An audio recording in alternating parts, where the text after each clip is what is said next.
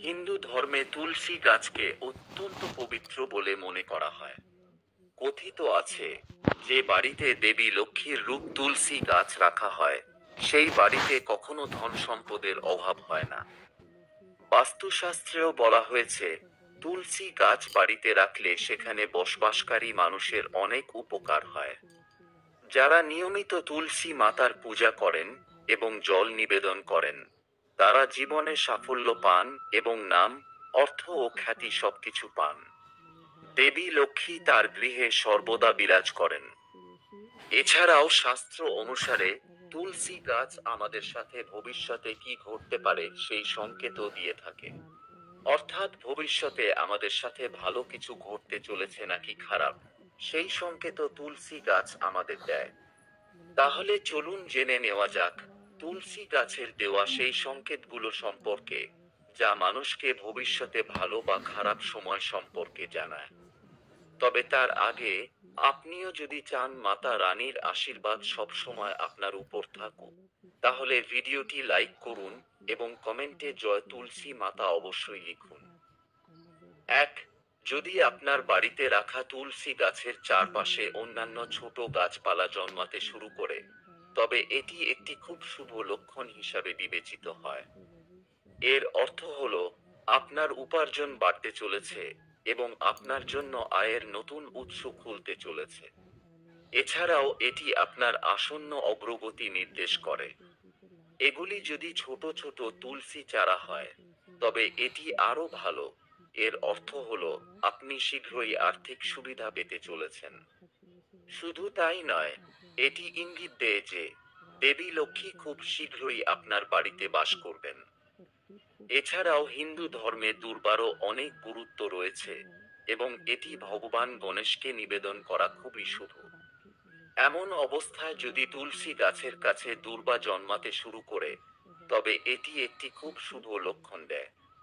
এর অর্থ হলো আপনার আর্থিক পরিস্থিতি আরো শক্তিশালী হতে চলেছে এবং অর্থ সংক্রান্ত সমস্যাগুলি দূর হতে চলেছে।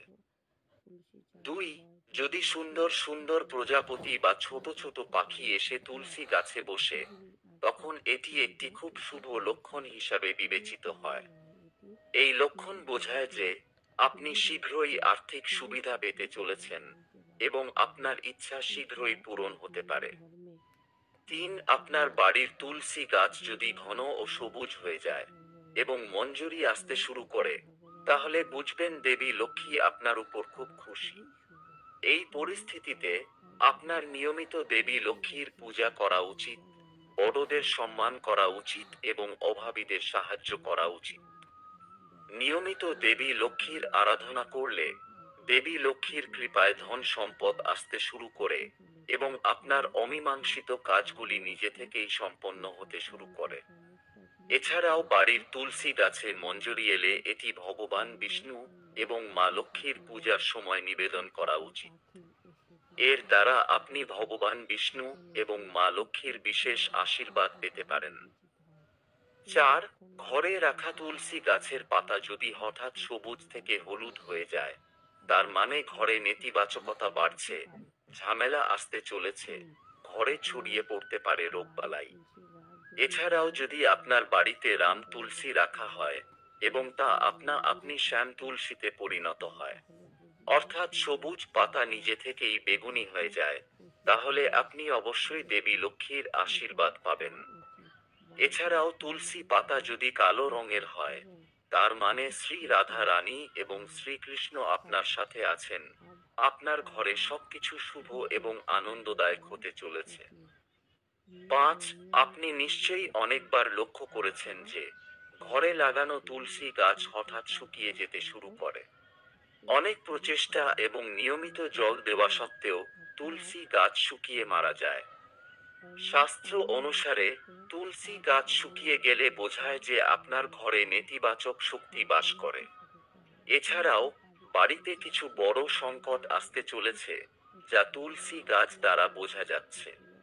শুধু তাই নয়, তুলসী গাছ শুকিয়ে যাওয়াও ইঙ্গিত দেয় যে খুব শীঘ্রই আপনার ঘরের অর্থ নষ্ট হতে চলেছে।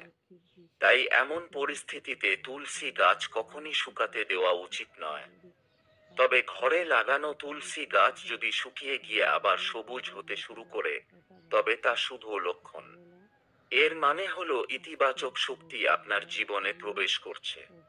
ভগবান বিষ্ণু এবং মা লক্ষ্মী আপনার উপর খুশি, এবং আপনি তাদের আশীর্বাদ পেতে চলেছেন। 6. তুলসী গাছের হলুদ পাতা ঝরে পড়া স্বাভাবিক, কিন্তু তুলসী গাছের সবুজ পাতা ঝরে পড়লে তা অশুভ বলে ধরা হয়।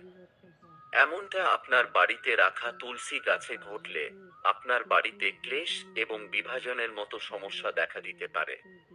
পরিবারের সদস্যদের মধ্যে মতভেদ বাড়তে পারে।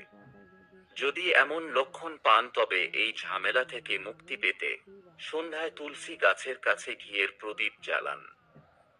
7. জল দেওয়া সত্ত্বেও যদি তুলসী গাছের পাতা ঝরে যায়, তাহলে এটাকে সম্পদ ও স্বাস্থ্যের ক্ষতি হওয়ার লক্ষণ হিসেবে দেখা উচিত।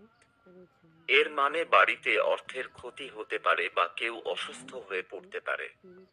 বাড়িতে কারো আঘাত পাওয়ার সম্ভাবনাও থাকতে পারে। এছাড়াও আপনার বাড়িতে কারো নজর পড়লেও তুলসী গাছের সবুজ পাতা ঝরে পড়তে শুরু করে। এমন পরিস্থিতিতে আপনার নজর দোষ দূর করার উপায় করা উচিত। 8. প্রায়ই দেখা যায় মানুষ যতই তুলসী গাছ লাগান না কেন, তা শুকিয়ে যায় এবং তুলসী গাছ কখনই ঘরে টিকে থাকে না। এমন পরিস্থিতিতে এটি ইঙ্গিত করে যে আপনার বাড়িতে অশুভ এবং নেতিবাচক শক্তি রয়েছে, এবং এটি পিতৃদোষকেও নির্দেশ করে। পিতৃদোষের কারণে পরিবারে প্রায়ই ঝগড়া হয়। আপনার সাথে যদি এমন হয়, তবে এই কষ্ট থেকে মুক্তি পেতে শনিবার অশ্বত্থ গাছের নিচে প্রদীপ জ্বালান এবং অসহায় মানুষকে সাহায্য করুন।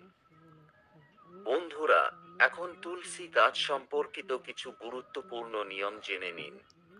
1. বাড়িতে রাখা তুলসী গাছে নিয়মিত জল নিবেদন করা এবং পূজা করা শুভ, কিন্তু শাস্ত্র মতে রবিবার তুলসী গাছে জল নিবেদন করা নিষেধ, এবং এই দিন সন্ধ্যায় তুলসীর কাছে প্রদীপ জ্বালাবেন না। এছাড়া একাদশী এবং সূর্য ও চন্দ্রগ্রহণের দিনেও তুলসী গাছে জল দেওয়া ঠিক নয়। 2. ধর্মীয় বিশ্বাস অনুসারে পূজা বা নৈবেদ্যের জন্য তুলসী পাতা ব্যবহার করার জন্য সন্ধ্যায় তুলসী পাতা তোলা উচিত নয়, এতে পাপ বৃদ্ধি পায়। 3. ঘরের মধ্যে তুলসী গাছ রাখলে দক্ষিণ দিকে লাগানো উচিত নয়, কারণ এতে পরিবারের সদস্যদের জীবনে দারিদ্র্য আসতে পারে। ঘরের উত্তর বা উত্তর পূর্ব দিকে লাগানো তুলসী গাছ ঘরে সুখ ও সমৃদ্ধি আনে। তবে ঘরের বাইরে রাখলে দক্ষিণ দিকেও রাখতে পারেন। প্রিয় বন্ধুরা, আজকের ভিডিও এখানেই শেষ করছি। ভিডিও থেকে নতুন কিছু শিখতে পারলে ভিডিওতে লাইক করে কমেন্ট বক্সে জয় মাতা তুলসী লিখতে ভুলবেন না। এছাড়াও এরকম ভিডিও প্রতিদিন দেখার জন্য আমাদের চ্যানেলটি অবশ্যই সাবস্ক্রাইব করে রাখুন। দেখা হবে পরের ভিডিওতে। ভালো থাকবেন।